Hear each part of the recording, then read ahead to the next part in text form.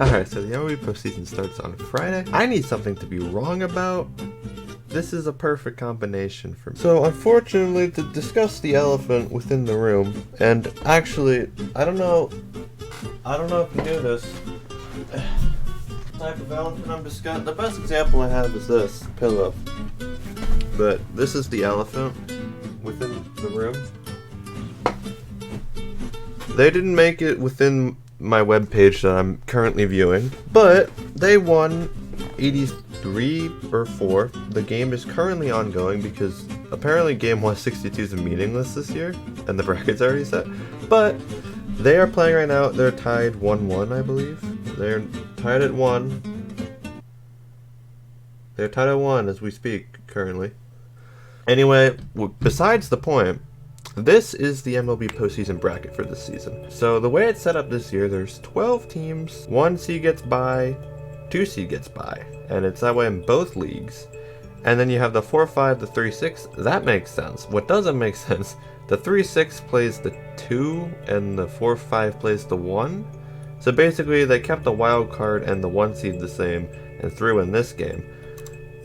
But does that make sense, like, seeding-wise? Because I don't know if that makes sense seeding-wise. Because if the 6 seed wins, then the 2 seed has a way easier game than the 1 seed.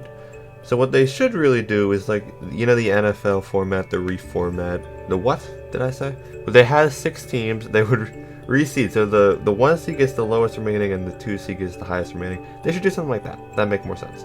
But this is how we have it this year, and so this is what we're going with. Now, if you want me to stop blabbering and just do the thing, I get distracted easily, I'm sorry. Okay, so the 4 seed versus the 5 seed in the American League. Toronto Blue Jays taking on the Seattle Mariners. Of course, the Mariners crushing Baltimore fans' hearts by officially eliminating us the other night. But they make it for the first time in 21 years, and they're playing the Blue Jays, who had higher expectations for this year than 91 wins. They won, I think, the same amount of games as last year. Of course, this obviously isn't the final record. They're still playing right now, but 91 wins. Seattle actually I think may have had less wins this year now that I'm looking at this, but this will be an interesting series for me. They're 2 very good teams. I assume Alek Manoah is starting game 1 for Toronto, Luis Castillo for Seattle, I would guess. And the pitching wise, it's going to be a very good series because Logan Gilbert, Kevin Gausman, you got Robbie Ray, I guess, in there too, who not for Toronto this time, playing his old team in Toronto. My prediction for this series is going to be 3 games, and I think the Blue Jays will win it. The reason for saying that is I think the lineup is way too good. The crowd will be behind them. You know, all of Canada will be there.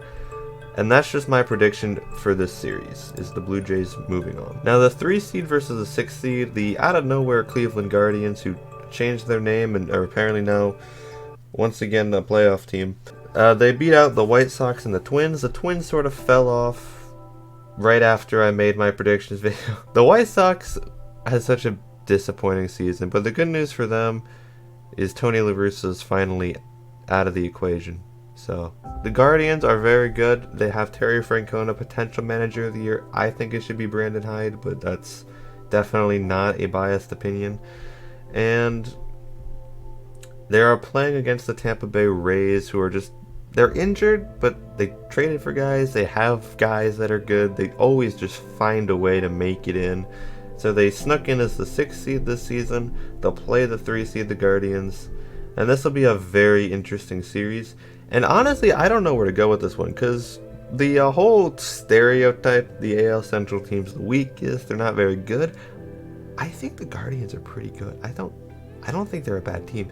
And with the way the Rays are, I don't know if I trust them in a...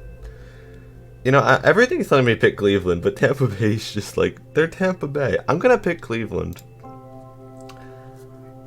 But Tampa Bay is a team that I feel like could pull something off right there. Next, we have our National League matchups. New York Mets, the 4 seed, who got booted from the division in the last weekend by getting swept by the Braves.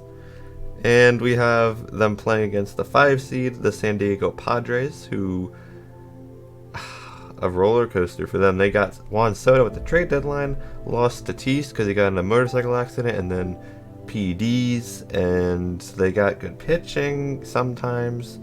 They got Manny Machado, MVP candidate, and they got a solid group. It's just they've not been clicking on all cylinders at all times.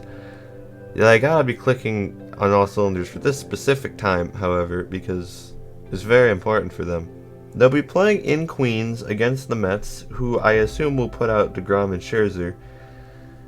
I'm picking the Mets, okay? In my last video, I picked the Mets to win the World Series. I don't know if I am responsible for this once again, but I don't see the Padres, the way they are built right now, taking out Scherzer and DeGrom in a 3-game series. Because keep in mind, they only need 2 wins. They have Scherzer and DeGrom. I don't think that's ending well for any team. And finally, we have the Cardinals and the Phillies. The Phillies here for the first time in 11 years.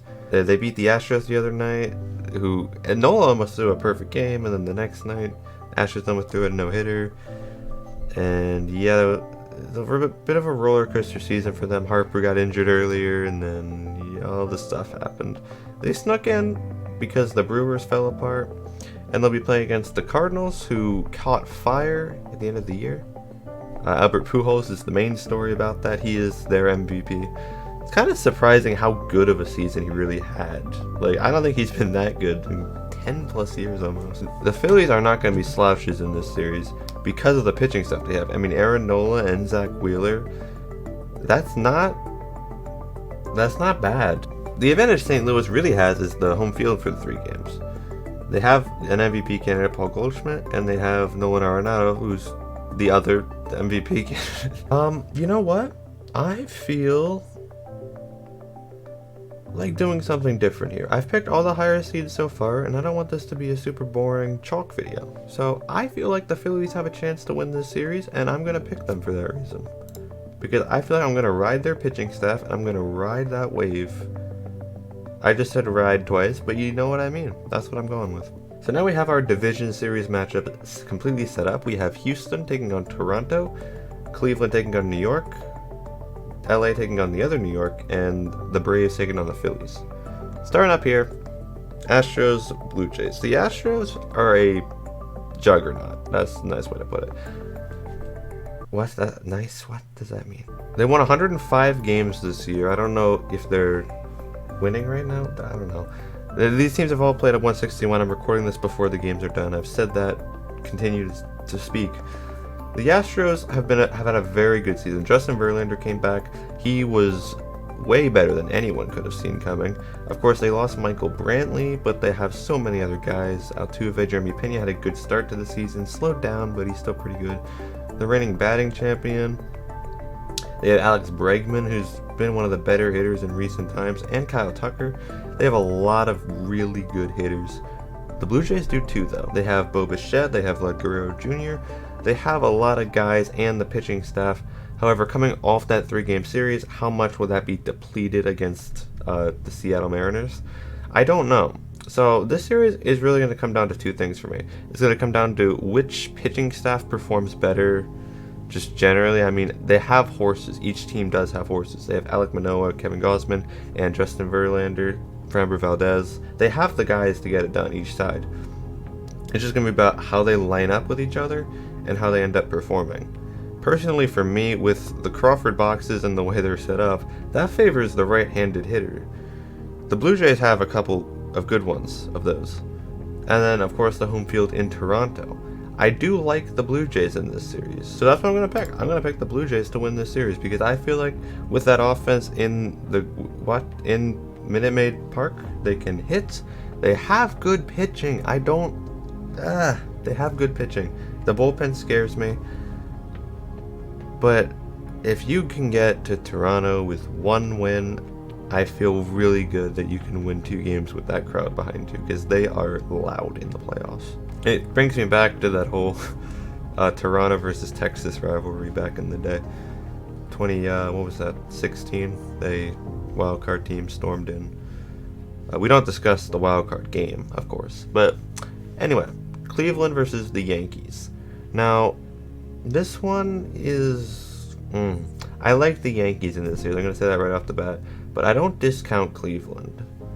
They have good pitching, Cleveland. They have a bullpen. It's just that lineup against this Yankees lineup, and I don't trust they're going to score enough runs. The Yankees obviously did go into a bit of a slouch coming in to the postseason. Not really into the postseason, into September. They caught fire a little bit. But with Aaron Judge's historic season and just the way the Yankees have been playing lately, I think this offense is a lot better than Cleveland's. And for those reasons, I'm going to go with the Yankees for this series. So that'll be an AL East matchup in the ALCS. Moving on to the NLDS, we have Dodgers versus Mets. Now, I think this will be a very good series. Flashback to 2015, and it'll be a couple of horses between Jacob deGrom, Max Scherzer, and then the Dodgers, who are a little bit banged up. They don't have Walker Buehler, but they still have, of course, they turned Tyler Anderson into a great pitcher. They can turn anyone into a great pitcher. They're just a juggernaut, 110 wins, but they have a tough first-round matchup, unlike the Braves, who end up playing the Phillies in my version of the bracket. So how do I see this playing out? Well, I do see the Dodgers probably taking the first two, because I don't see Scherzer or deGrom being up to that. We saw last year when Scherzer messed up his schedule, how that affected him going into the end of the NLCS. And I just feel like the first two belong to LA. And once you fall into that hole, it's going to be really tough to dig out of. The Dodgers are clearly the best team in the league, and the Mets have not been playing very well. So that's my reasoning for picking the Dodgers. I don't think that's very controversial at all. And then 6-seed Phillies, 2-seed Braves. Now, this is boring, but I don't see this being much of a series. Maybe Philly wins one, game 3 at home. But the Braves are just too good of a team to lose to this Phillies team.